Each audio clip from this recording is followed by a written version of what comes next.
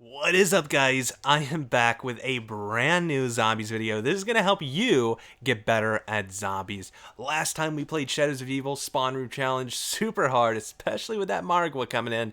But today, we're going to be doing the Giant, a map that is hard, yet rewarding and almost, you could say, a little easy. Right? Only because it has a very wide open spot. We're going to see what we can do today, but first, I would really like to talk about this series. So, I get it. I know it's usually whenever you see someone that's like, okay, it's time to get better at zombies. They got their best gameplay. I was this guy. They got their best gameplay going. They're on round 70 having so much fun. And you're like, man, I just want to be that guy on round 70. However, that's not how you do it. All right.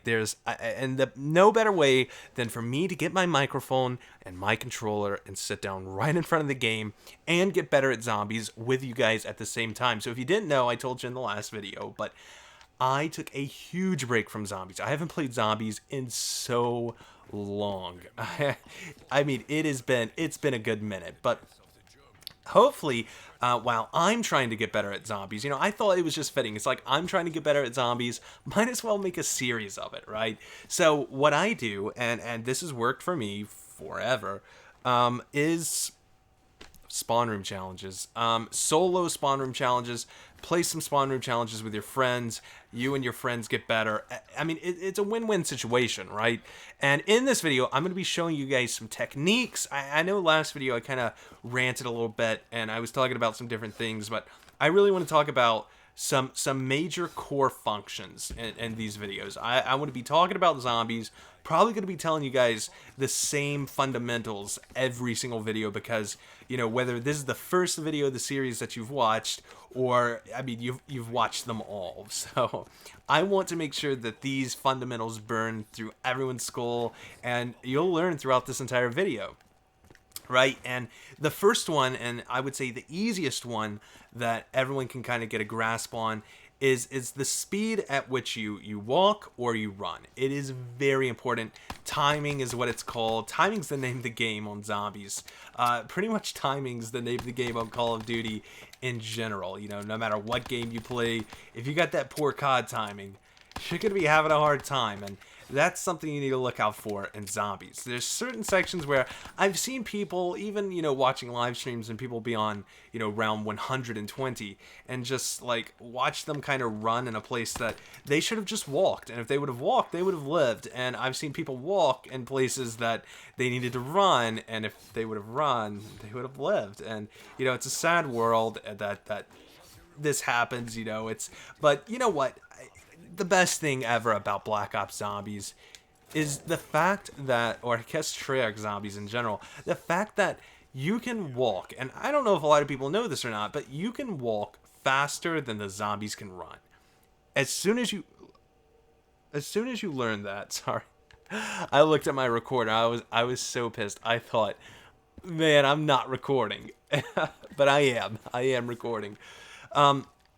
So, the minute that you learn that little insider secret, it's not even a secret, it's just, I find that a lot of people don't realize. Either they're just always running from the zombies, or every time they stop to walk, they're dying. So, know that. You can always walk faster than the zombie can sprint. And that comes into play a lot, especially when running hordes. Sometimes it's more beneficial just to walk the horde around and run around the gap. And next up, and you're going to see all of these fundamentals in any zombies video that I play. I live by these rules, and it's what made me great at zombies at the time. And right now I can say, beyond a shadow of a doubt, I am not great at zombies. I took too long of a break.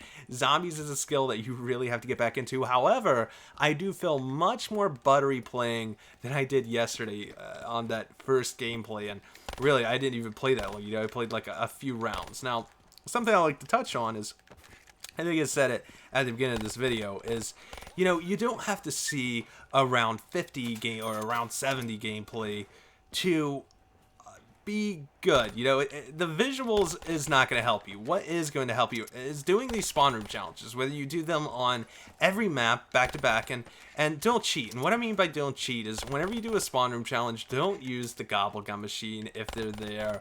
The only exception is use the perks that are there. Usually it's quick revive. But use those perks, that's fine, but try to stay away from the gobblegum machine. That's not really going to help you. That's just going to help you cheat a little bit, help you feel a little bit better about the round that you get in the spawn room. But, you know, if you're doing the spawn room challenge, you know, it's not illegal. It's not technically cheating, but you're cheating yourself, you know. So, in this map, we're on round 5. Round 5 gets a little interesting. This is when doggies can start coming out. Let's see. Nope. I hear the zombies. Well, I would have seen a visual cue first. Man, it's been a long time, especially since I've played this map. Now something that some people have asked me is like, hey, Aaron, whenever you get done with your spawn room challenge, or you're doing so well that it's starting to take more time to complete one round than you've played for the entire time, that's when I tell you either quit and start it up again if you're dead set to mastering the spawn room challenges. And if you're doing this, one time's not going to cut it. I mean, if you're really trying to train, you should do this at least 3 times. Back to back to back to back, no matter what round you die on. 3 times is the lowest number. You know, 2 maybe if you're like knocking out some really high rounds. 2 sounds pretty good, but you know, if you're still in the low rounds and it didn't take you too long to get there, then yeah, of course, you know, do it a few more times. But I completely forgot what I was talking about. I'm doing this live, by the way.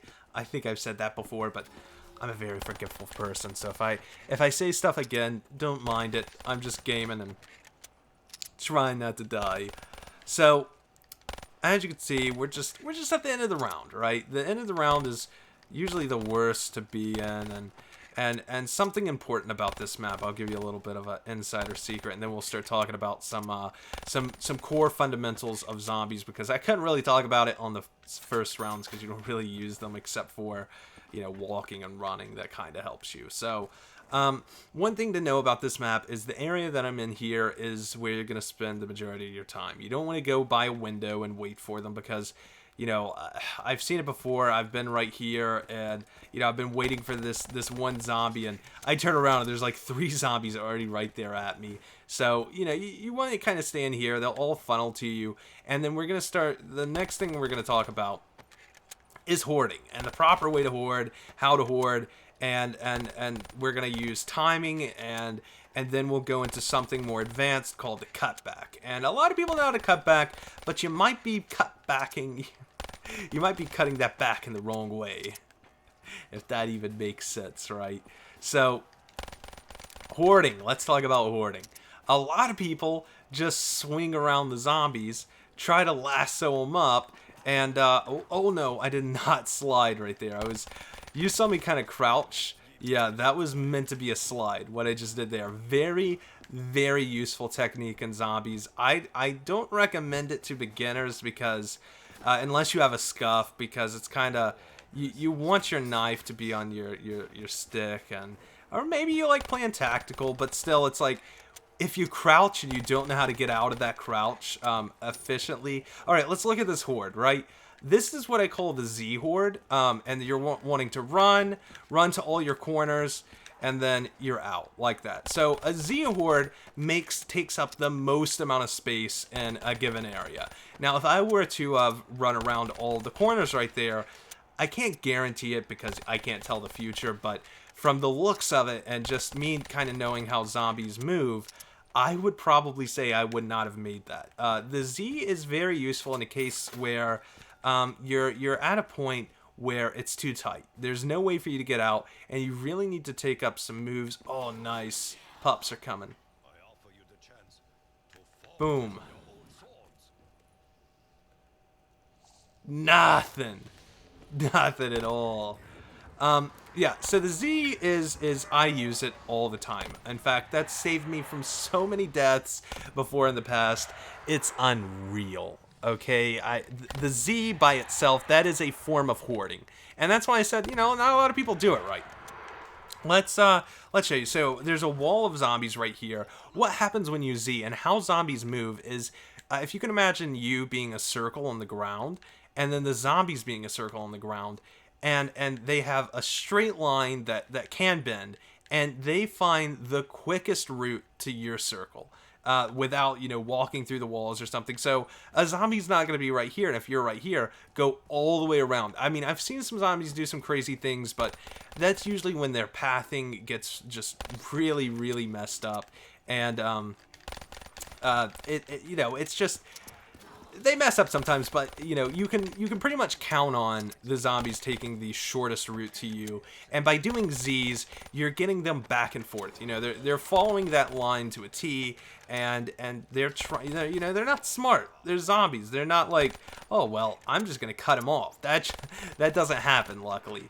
And another big point, which I kind of was doing at the beginning of this, I almost failed a little bit, is you do not want to prematurely hoard. That can lead to deaths. You want to kill as many zombies. Hoarding is really the last thing you want to do. And an ideal situation, I'm not going to make that. In an ideal situation, the horde is the last thing. You want to kill the zombies before everything. And I know having a horde behind you is so cool and badass, but it's something that can get you killed. And in that situation, I really didn't want to Z again because I knew that zombies were on the top. They could have fallen down. I didn't really know where they were. I had no timing for that entire side of the map, and I probably would have died anyway. I completely messed up right there. Should have stayed back. Should have killed some more zombies. Got those headshots. But that's a part of the game. You got to learn, and I learned from my mistakes. I just got to keep killing them faster. You can't hoard, especially on spawn rooms.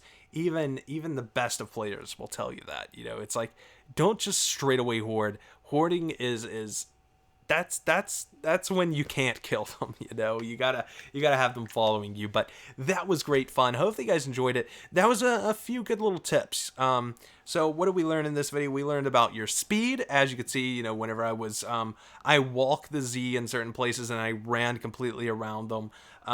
Right at the end, I might have been able to make the Z. It's just that timing from the zombies that were on top of the platform was completely off, and the zombies that would be coming up onto the platform, I had no idea, and I didn't really want to get trapped back there after I made an example of the Z. You feel me? I can't just you see the Z works, and then it fails. So that was one thing I was keeping in my mind too. But hopefully you guys enjoyed this video.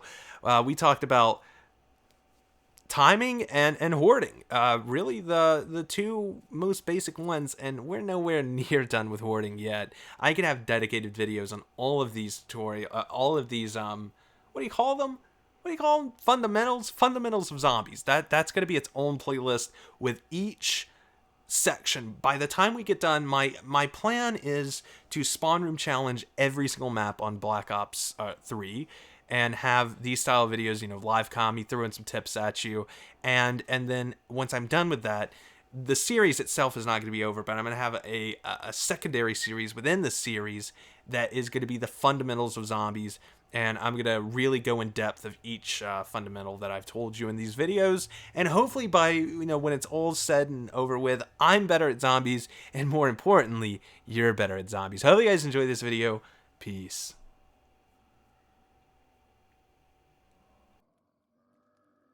Who doesn't want to see their name at the end of every video? Make sure to check out the Patreon link in the description if you would like to be a part of the club.